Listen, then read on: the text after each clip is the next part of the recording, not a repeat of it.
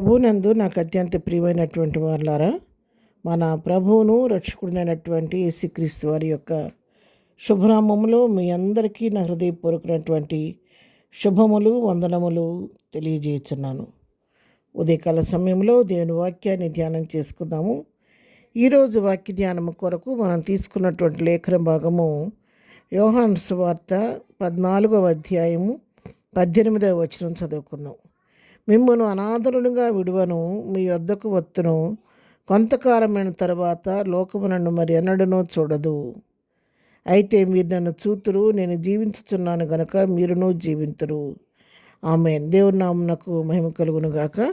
ఇక్కడ మంచి శ్రేష్టమైనటువంటి దేవుని వాగ్దానం మనం ఇక్కడ చూస్తున్నాము.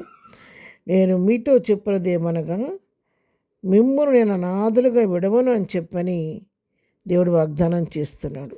అవును ప్రియులారా, మన ప్రియుడు ఎన్నడూ కూడా మన దేవుడు విడిచిపెట్టే దేవుడు కాదు. ఆయన మన అనాథలుగా విడిచిపెట్టే దేవుడు అంతకంటే కాదు. ఆయన నిత్యము మనతో కూడా ఉండి కంటికి రెప్పలాగా మనల్ని కాపాడే దేవుడు. నేను విడువని ఎడబాయనని చెప్పి వాగ్దానం చేసిన దేవుడు మనతో ఉన్నాడు. ఆయన నిత్యము నిన్ను నన్ను కూడా కుడి ఎడమల తన దూతలతో ఆవరింపచేసి ఆయన మనకు ముందుగా ఉండి మనల్ని నడిపిస్తూ ఉన్నాడు. హెబ్రీయులకు రాసిన పత్రిక 13వ అధ్యాయం 5వ వచనం మనం చూసుకుంటే, నేను ఏమాత్రమునూ విడువను, నేను ఎన్నడను ఎడబాయనని ఆయనయే చెప్పాను. ప్రభువే చెప్పాడు, ఎన్నడను విడువను ఎడబాయనని చెప్పాడు. కాబట్టి ఆయన ఎన్నడూ కూడా మాట తప్పే దేవుడు కాదు. ఆయన మనల్ని విడిచిపెట్టే దేవుడు కాదు, ఎడబాసే దేవుడు అంతకంటే కాదు. నిత్యం మనతో కూడా ఉండి, ఇదిగో నా కుమారుడా, నా కుమార్తె, ఇదిగో త్రోవది నడువుడని చెప్పని మనకు ముందుండి ఆయన త్రోవ చూపించే దేవుడై ఉన్నాడు. నిత్యమైన మనతో నడిపించే దేవుడై ఉన్నాడు. మీరు జలములలో నడిచినప్పుడు మీరు జలములు మిమ్మల్ని ముంచివేయమని వాగ్దానం చేస్తున్నాడు.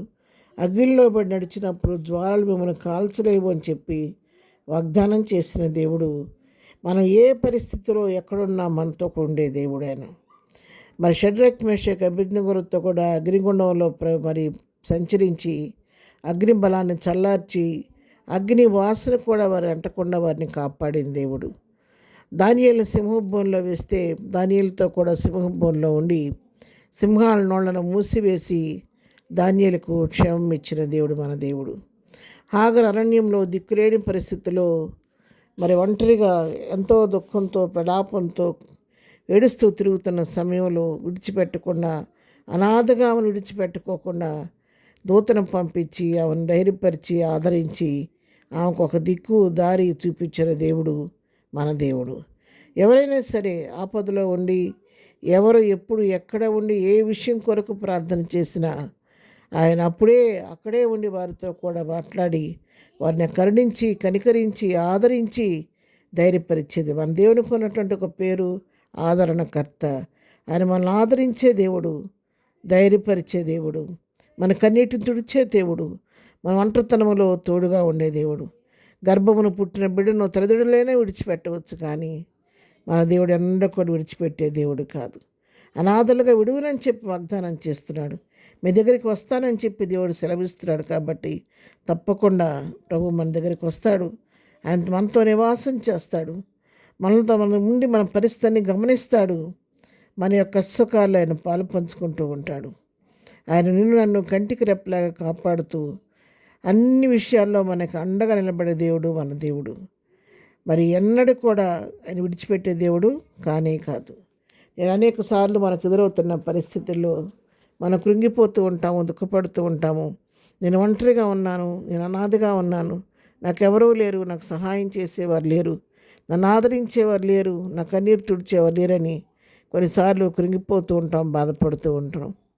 ఉదయకాలం దేవుని వాక్యం ప్రియులారా, నాతోనూ మీతోనూ ప్రభు మాట్లాడుతున్నాడు. ఈ లోకంలో ఎవరూ మనకు లేకపోవచ్చు, కానీ మనల్ని ఆదరించే ప్రభు మనతో ఉన్నాడు. అన్నడు కూడా నిన్ను అనాథ విడిచిపెట్టే దేవుడు కాదు.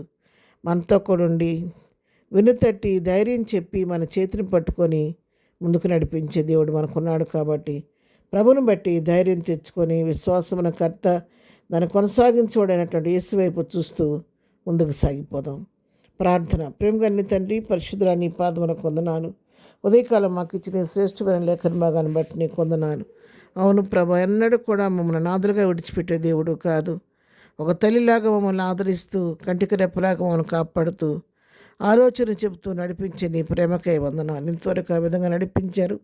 ఇక ముందు కూడా నడిపిస్తారని నమ్ముతున్నాను తండ్రి. మీకు స్తోత్రాలు. ఈ దినం మేము చేయి పని పాటలో రాకపోకలో క్షమం దయచండి. దినం బర్త్డే మ్యారేజ్ చేసుకునేలను దీవించండి, ఆశీర్దించండి, బలహీనలు బలపరచండి, కృంగిని వారిని లేవనెత్తండి, దుఃఖులను వారిని ఓదార్చండి, ప్రతి వారి పట్ల కృపిస్తరింప చేయమని యేసునామములో ప్రార్థించడిగి పొందుకొని ఉన్నాము తండ్రి. ఆమెన్. ప్రభు కృప సదాకాలం మనందరికీ తోడే నడిపించును గాక. ఆమెన్.